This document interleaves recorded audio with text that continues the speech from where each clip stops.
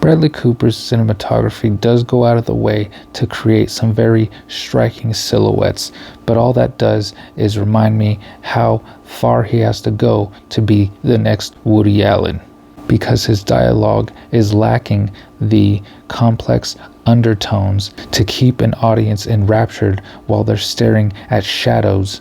Far too much of the dialogue in this film sounds very fluffy and unnecessary. Everyone is always talking so happy in this movie that it almost sounds like nonsensical dialogue from a Sims video game. You know how in The Sims the characters talk very happy and animated, but they're not really saying anything? They're just like, oh yeah. This is how all the characters in the movie talk. And Bradley Cooper's voice is the worst offender.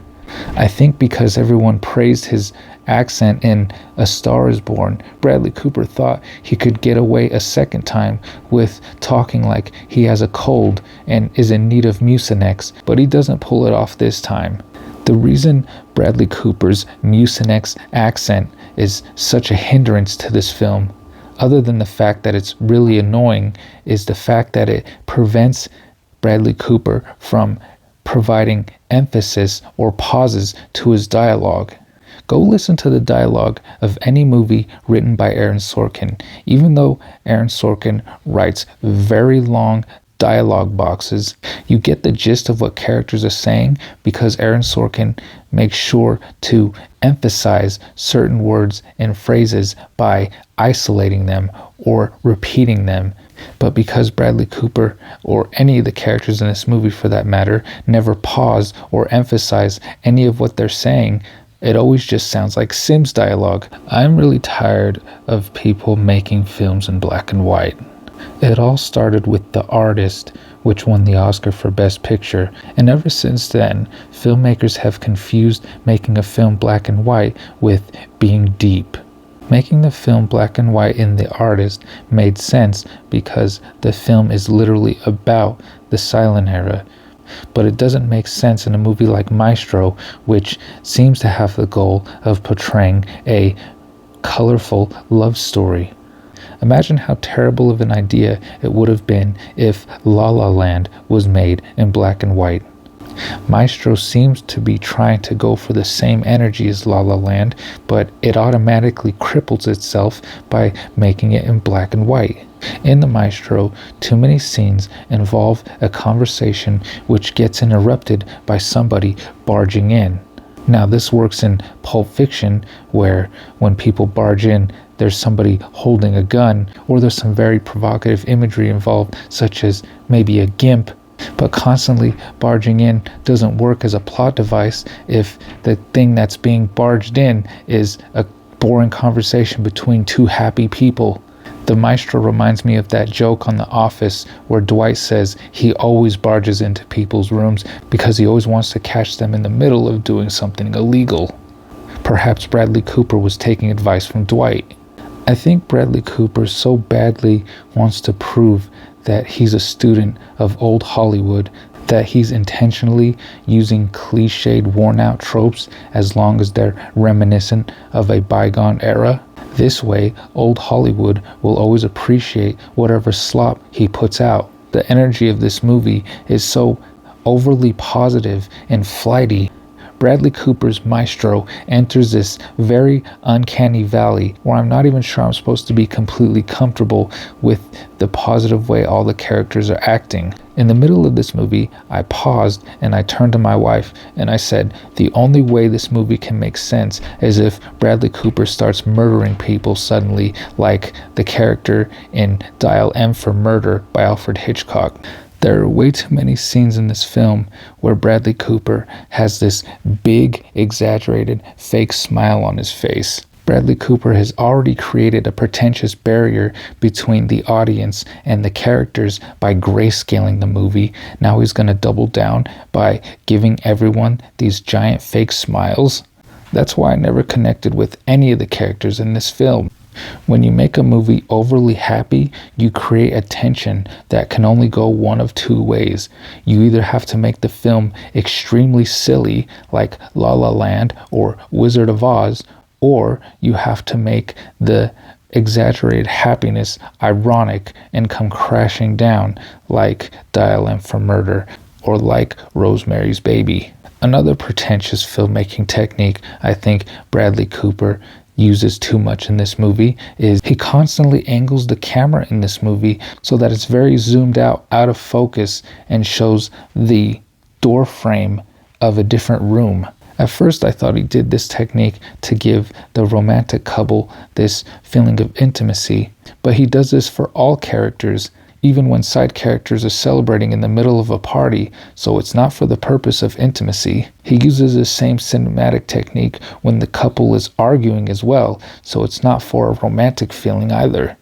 If in every single scene you film a romantic couple by placing the camera in the room next door, then you were no longer figuratively separating the audience from the characters in favor of pretension. You are now literally separating the audience from the intimacy of the couple for the sake of pretentiousness.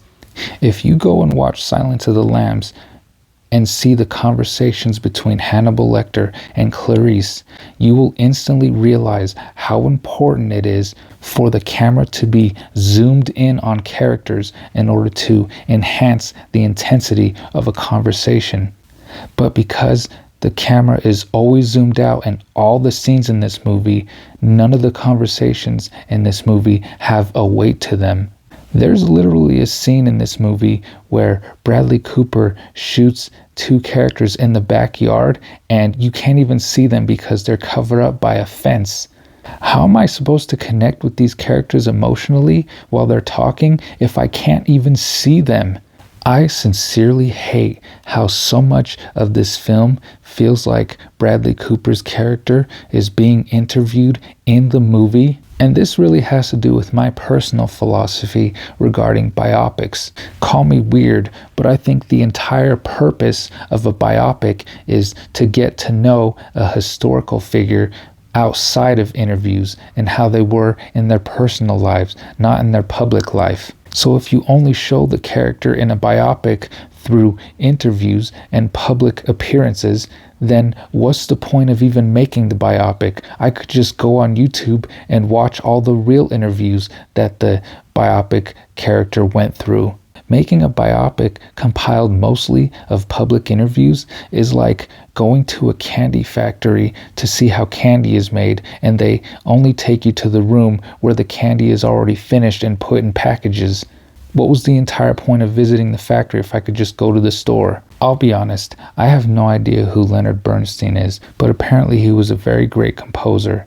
But to be honest, if Bradley Cooper didn't name this movie Maestro, I would have had no idea that music was the center of Leonard Bernstein's life. This is because the music scenes in this movie feel so disconnected from what's going on everywhere else in the movie. Like, think about Raging Bull. In Raging Bull, the relationship between Robert De Niro's character and his wife coincide perfectly with what's going on in his boxing matches. I'm honestly shocked at how poorly Bradley Cooper performed at connecting the music in this movie to the emotion of the couple, because he literally just did this successfully in A Star is Born. You can't even picture the music scenes in A Star is Born without thinking about the emotional connection the male lead and the female lead have in that movie. It honestly took me about 50 minutes of watching The Maestro to realize that this movie was going to be about a love story. In this movie, when Bradley Cooper first meets his love interest, it's almost like he's like, "Oh, hey, hello there, I didn't see you."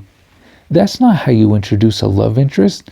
Go look at Titanic, and when Leonardo DiCaprio's character first sees Kate Winslet's character on a balcony and music starts to play and he's in awe and completely is in a stunned silence, that's how you convey this is going to be a love story.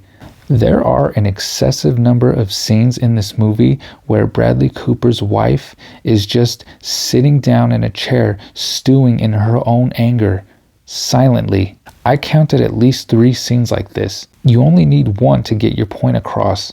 There's a shot of Bradley Cooper's gigantic shadow hovering over her as she sits in a chair. That was the only shot you needed to convey her jealousy. You didn't need to do it 6 more times after that. And this is what counts as great acting these days? And don't get me wrong, I don't blame the actress. She probably was told to just sit in a chair and do nothing but look angry. But there are far more creative ways to show jealousy in a film. Think about Fatal Attraction and all of the intense scenes of jealousy in that movie. I absolutely love the shot where Glenn Close's character is literally sitting in the corner of a room, turning on and off a lamp on the table next to her. And don't even get me started about boiling the bunny in that movie. Those are far more creative ways to convey jealousy in a relationship than just having someone sit in a chair angrily over and over. In order for me to give a movie a passing grade, I have to feel like the director was sincerely trying to tell a story. In Bradley Cooper's Maestro movie, I honestly don't think he was even trying to tell a story. I think this movie was a desperate DM to the Film Academy where Bradley Cooper's basically saying, hey look, I know about old Hollywood. See, I'm like you guys. Look how much negative space I can put in this camera angle. Aren't I sophisticated? I honestly think Bradley Cooper doesn't give a crap about Leonard Bernstein. He must have just saw that Leonard Bernstein was bisexual and thought the rest of the movie would just write itself. It's like the old South Park joke with the underpants gnomes, where the underpants gnomes have step 1, collect underpants, step 2, question mark, step 3, profit. But today's Hollywood formula, which Bradley Cooper followed when it comes to biopics, is step 1, find a bisexual historical figure. Step 2, question mark. Step 3, Oscar.